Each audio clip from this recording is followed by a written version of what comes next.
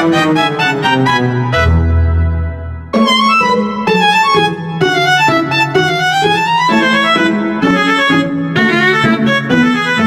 Shalom.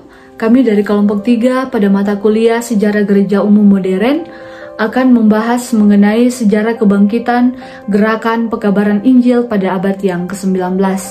Adapun yang menjadi rumusan masalah kami, yang pertama mengenai bagaimana pekabaran Injil yang dilakukan oleh Kristen Protestan pada abad yang ke-19, kemudian bagaimana kelahiran gereja-gereja muda yang ada di Asia, di Afrika, maupun yang ada di Amerika. Ya, langsung saja pada pembahasan yang pertama, yaitu bagaimana pekabaran Injil yang dilakukan oleh Kristen Protestan pada abad yang ke-19. Perlu kita ketahui bersama bahwa pada abad ke-19, orang-orang Eropa melakukan ekspansi ke seluruh dunia untuk memperluas kekuasaan mereka dalam bidang politik, yang mana ini juga bertujuan untuk mengabarkan iman Kristen di seluruh dunia dan untuk menyebarkan kebudayaan Barat. Pekabaran Injil pada abad 19 terjadi begitu besar. Ketika orang-orang pergi untuk mengabarkan Injil, maka di sana pula mereka mendirikan sekolah-sekolah. Pekabaran Injil menjadi jalan juga untuk memperluas pengaruh kebudayaan Barat. Nah, di dalam pengakuan iman Kristen Protestan tradisional, di sana berbicara mengenai hubungan antara gereja dengan otoritas sipil, pernikahan, dan kewajiban hukum moral. Tetapi dalam pengakuan tersebut tidak menyentuh setiap aspek pemerintahan dan pertanyaan-pertanyaan mengenai kemiskinan saat itu. Beberapa diskusi penting pada abad ke-19 yaitu mengenai industrialisasi dan pertanyaan mengenai kemiskinan, serta mengenai anti perbudakan khususnya yang terjadi di Inggris Raya pada saat itu. Gereja Protestan yang ada di benua Eropa tidak ragu dalam mempertahankan kemerdekaan politik negara di mana mereka berada. Dalam perjalanan revolusi, gereja diharapkan peduli akan ancaman yang timbul terhadap iman Kristen saat itu. Gereja berusaha untuk menjadi garda terdepan dalam memberikan bantuan kepada orang miskin. Mereka bahkan mendirikan badan amal untuk orang miskin setempat dan menyediakan sekolah untuk anak-anak orang miskin. Kegiatan sosial juga dilakukan di beberapa negara seperti di Jerman dan juga di Denmark.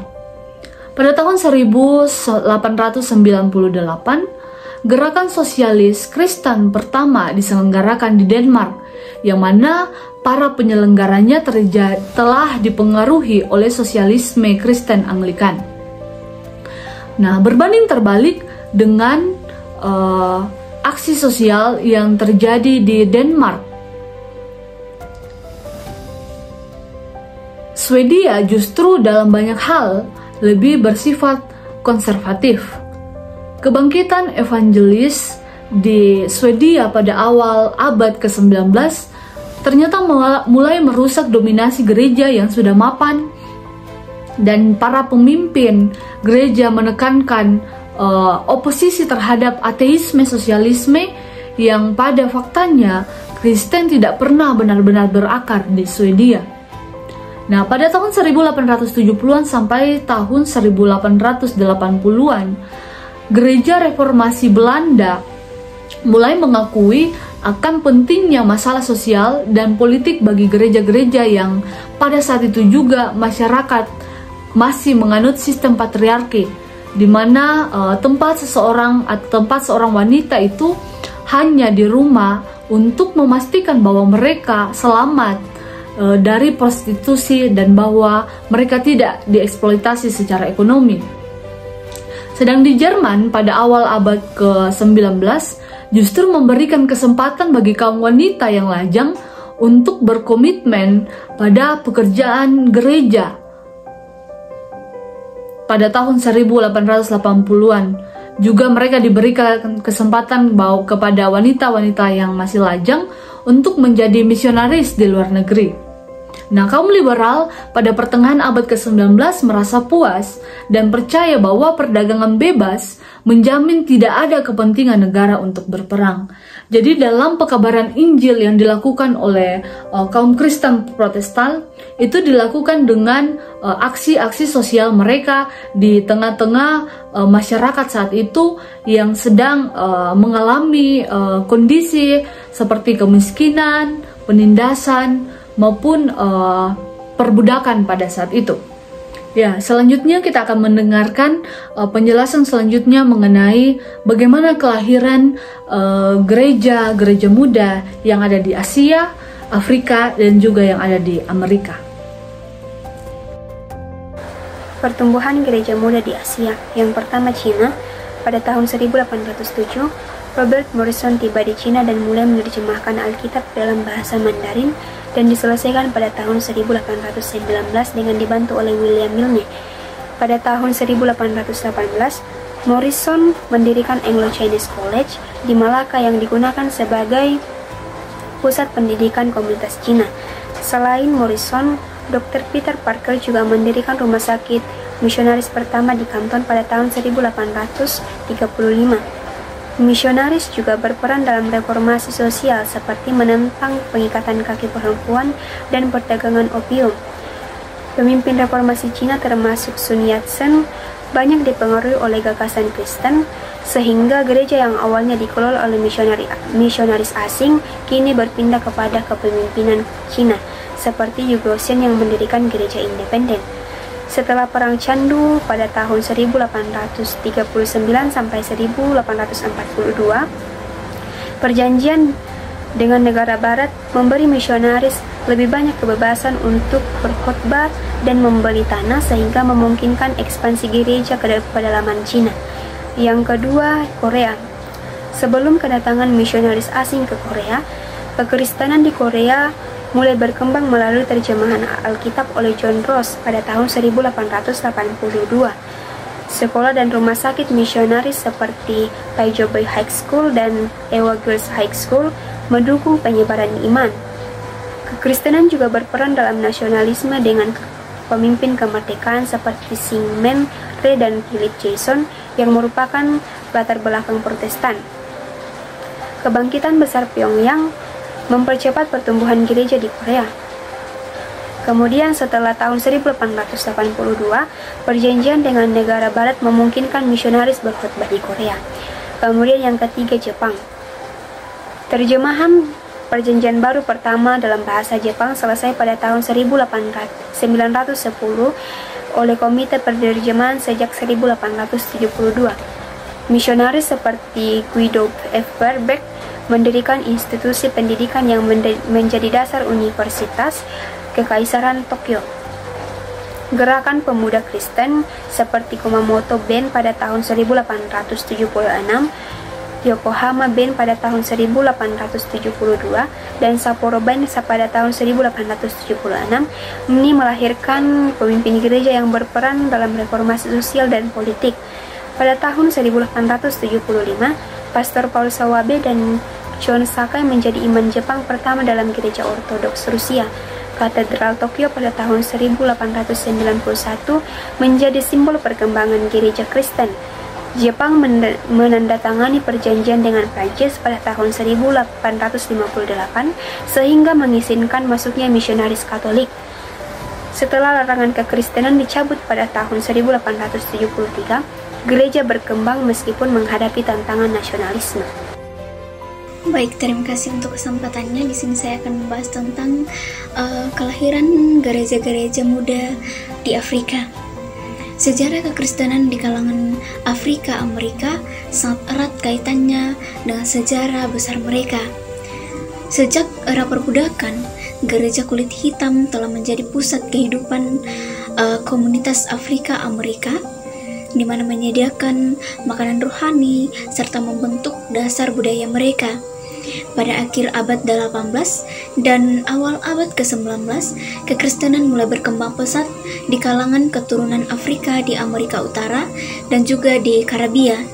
Setelah emansipasi, gereja-gereja Afrika Amerika mengalami ekspansi yang sangat signifikan dan memainkan peran yang semakin penting dalam kehidupan masyarakat kulit hitam.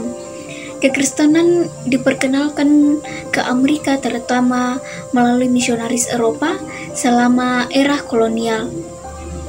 Para misionaris ini mendirikan gereja-gereja, lembaga pendidikan yang berfungsi sebagai alat penyebaran budaya Barat. Namun, pendekatan ini seringkali menekan budaya serta tradisi lokal sehingga menimbulkan ketegangan antara nilai Kristen yang dibawa oleh misionaris dengan kepercayaan asli Afrika. Sebagai respon terhadap dominasi misionaris dan kolonialisme, banyak komunitas Afrika mendirikan gereja-gereja independen yang lebih mencerminkan identitas serta kebutuhan spiritual mereka.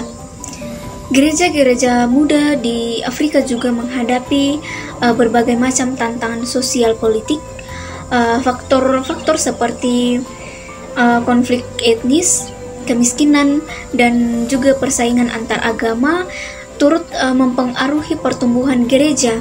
Meski demikian, gereja-gereja ini tetap berperan dalam masyarakat, tidak hanya sebagai tempat untuk beribadah, tetapi juga sebagai pusat pendidikan, pelayanan kesehatan, dan advokasi sosial. Beberapa gereja di Afrika bahkan mulai mengembangkan visi misi yang lebih luas dengan mengutus para misionaris ke Eropa dan juga Amerika, mengembalikan arus misi yang sebelumnya hanya datang dari Barat Afrika. Sekian dari saya, terima kasih. Di sini saya akan membawakan materi tentang kelahiran gereja-gereja muda di Amerika. Pada abad ke-19, gereja-gereja di Amerika berkembang sangat pesat berkat kebebasan beragama yang dijamin oleh konstitusi. Gereja Metodis, Baptis, Kristen, dan Presbyterian tumbuh dengan fokus yang berbeda, menyesuaikan dengan budaya Amerika yang dinamis. Gereja kulit hitam juga memainkan peran penting menjadi pusat komunitas bagi orang kulit hitam pasca perbudakan, memperjuangkan kemerdekaan, keadilan, dan kemajuan ekonomi serta pendidikan.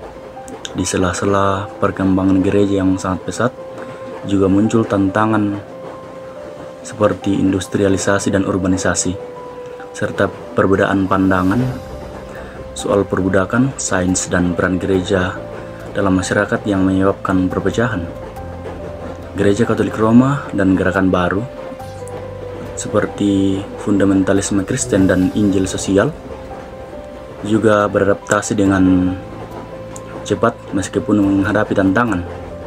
Gereja-gereja ini berperan penting dalam membangun infrastruktur, mempromosikan nilai-nilai moral, dan membentuk budaya pluralis di Amerika.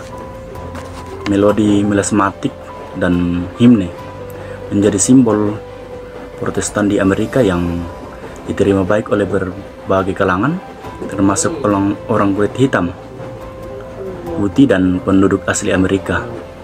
Salah satu tokoh yang memperjuangkan kebebasan dari perbudakan yaitu John Newton, yang awalnya terlibat dalam perdagangan budak, yang akhirnya bertobat dan meninggalkan bisnisnya. Perjuangan untuk menghapus perbudakan di seluruh dunia melibatkan kolaborasi antara evangelis konservatif dan radikal yang melihat penghapusan perbudakan sebagai bagian dari revolusi sosial, mirip dengan perjuangan dalam revolusi Prancis.